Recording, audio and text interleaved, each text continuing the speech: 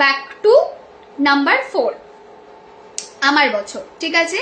তো যারা যে কোনো মাসের নাম্বার 4, 13 তারিখ, 22 তারিখ এবং 31 তারিখে জন্মেছো, এই বছরটা তাদের জন্য কেমন রেজাল্ট দিচ্ছে সেটা এবার একটু দেখা যাক। আবার বলি, নাম্বার 4 মানে যে কোনো মাসের 4 তারিখে জন্মেছো, 13তে জন্মেছো, 22-এ জন্মেছো বা 31-এ জন্মেছো, তাদের জন্য এই বছরটা কেমন যাবে সেটা দেখে নেওয়া যাক। আমি রোজ করি, কি করো রোজ, কেমন আছো বলো? আমি ভালো আছি, হ্যাপি নিউ ইয়ার। নাম্বার 1রা কিসের পুজো করবে বলে দেবো। আচ্ছা, একটু সঙ্গে থাকো, চলো নাম্বার 4কে নিয়ে একটু কথা বলা যাক। আচ্ছা, 1 নাম্বার জিনিস সেটা হচ্ছে নাম্বার 4 যারা আছো তারা প্রচন্ড বেশি পারফেকশন পছন্দ করো। কোনো কাজ করতে গেলে আউট অফ দ্য বক্স গিয়ে তোমাকে করতে হবে। মানে আউট অফ দ্য বক্স মানে কি, তোমার হয়তো ডিউটি আওয়ার হচ্ছে সকাল 11টা থেকে বিকাল 5টা, তোমার 5টায় কিন্তু ছুটি, তুমি কি করবে, কাজটা যদি ভালো না হয়, তোমার পছন্দ না হয়, তুমি 5:30 অবধি কাজটা করে বেরোচ্ছ। এবছর তোমাদের মাথায় রাখতে হবে যে এই ইয়ারটা কিন্তু সানের ইয়ার, যেটার মানে হচ্ছে কিন্তু অ্যাকশন, ঠিক আছে। সো অ্যাকশন ওরিয়েন্টেড ইয়ার এটা। এই বছর এত বেশি প্ল্যানিং, এত বেশি মানে সঠিকভাবে করতে হবে, এত বেশি এইটা এইভাবেই হতে হবে, এই জিনিসটা থেকে তোমাদের বেরোতে হবে। অতিরিক্ত পারফেকশনিস্ট হলে এবছর কিন্তু সুযোগ তোমরা হাতছাড়া করবে, সেই রকম একটা জায়গা কিন্তু দেখাচ্ছে। নেক্সট জিনিস যেটা, তোমরা যারা এখনো সার্ভিস পাওনি নাম্বার 4 এর মানুষ, তারা কিন্তু এই বছরটাতে সার্ভিসের জন্য ট্রাই করতে পারো, ঠিক আছে। এই বছর কিন্তু সার্ভিস তোমাদের ভালো হবে, সেই জায়গা কিন্তু দেখাচ্ছে। ওকে, সো নাম্বার 4 এর মানুষদের কিন্তু এবছর গেটিং নিউ জব, সুইচ করা, বেটার অপরচুনিটির সাথে বা কোনো ভালো জায়গাতে ট্রাই করা, এটা কিন্তু তোমাদের ভালো হবে। এবছর যদি তোমরা ম্যারেজের জন্য ভাবনা চিন্তা করছো, এক্সট্রিমলি পজিটিভ ইয়ার। এই বছর যদি তোমরা প্রেগনেন্সির জন্য ট্রাই করছো, তাহলেও এক্সট্রিমলি পজিটিভ ইয়ার। প্র্যাকটিক্যালি 2025 আর 2024 নাম্বার 4 এদের ইয়ার ছিল না, ঠিক আছে।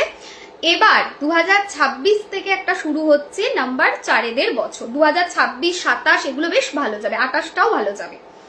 সো নাম্বার 4 এদের যদি সব থেকে গোল্ডেন ইয়ার বলা হয়, সেটা 1 নাম্বারের ইয়ারকে বলা হয়, যেটা সানের ইয়ার। তো ইয়েস, এই বছর তোমরা প্রেগনেন্সির জন্য ভাবনা চিন্তা করতে পারো, ম্যারেজের জন্য ভাবনা চিন্তা করতে পারো। এবছর তোমরা কিন্তু এই দিকটায় ফোকাস করতে পারবে। আচ্ছা, জেদ কম করতে হবে, because sometimes you people are very stubborn and প্রচন্ড রাগী।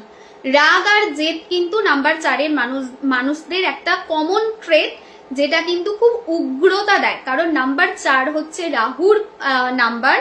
রাহু হচ্ছে একটু ছন্ন ছাড়া রাগকে বোঝায়, যার মানে হচ্ছে অকারণে ক্ষিপ্ত হয়ে যাওয়া। এইটা তোমাদের কিন্তু একটা ট্রেট রয়েছে। এবছর কিন্তু এটাকে কম রাখতে হবে, যতটা পারা যায় নম্রতার সাথে বছরটাকে কাটাতে হবে।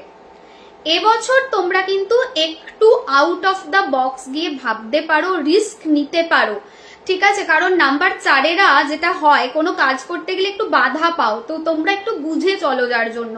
কিন্তু এই বছর আমি বলছি না একদম ভুলভাল রিস্ক নাও, তাও মোটামুটি ঠিকঠাক একটা রিস্ক কিন্তু তোমরা নিতে পারো, সেই জায়গা কিন্তু দেখাচ্ছে। আচ্ছা, নেক্সট জিনিস হচ্ছে, তোমরা এই বছর কিন্তু গোল্ডে বা প্রপার্টিতে ইনভেস্ট করতে পারো। whether it is job, whether it is business, whether it is finance, whether it is property, whether it is like buying new car or gold, সবকটাই তোমাদের এবছর ভালো হবে। প্রেগনেন্সি তোমাদের এবছর ভালো হবে।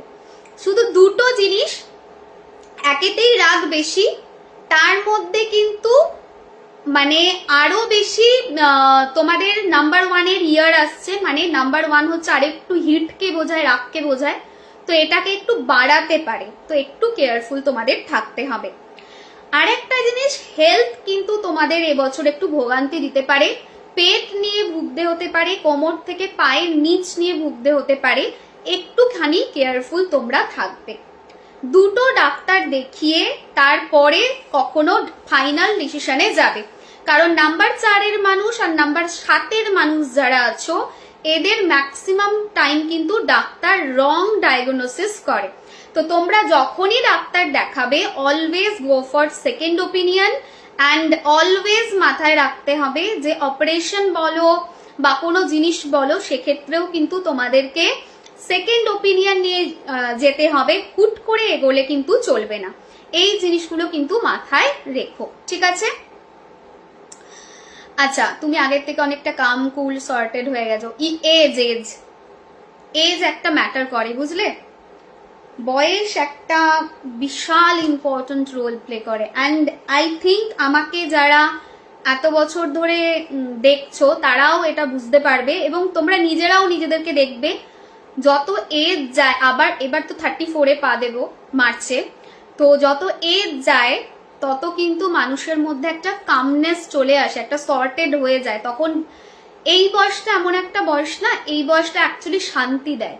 আমি সবসময় বলি 20, 22, 24 এটাতে শান্তি নেই, এটাতে মানুষ ওড়ে, কিন্তু ভিতর থেকে সেই পিসটা থাকে না। যখন তুমি 30 পেরোবে এবং প্রতি বছর যেতে থাকবে, তখন তুমি বুঝতে পারবে প্রকৃত শান্তি কাকে বলে, ঠিক আছে? তো সেটা এজ দেয়, যার জন্যই তো বলে না যত রাগী মানুষই হোক একটা বয়সের পরে শান্ত হয়ে যায়। আচ্ছা চলো, নাম্বার 4-এর মানুষ যারা, তাদের জন্য দুটো জিনিস ভালো হবে।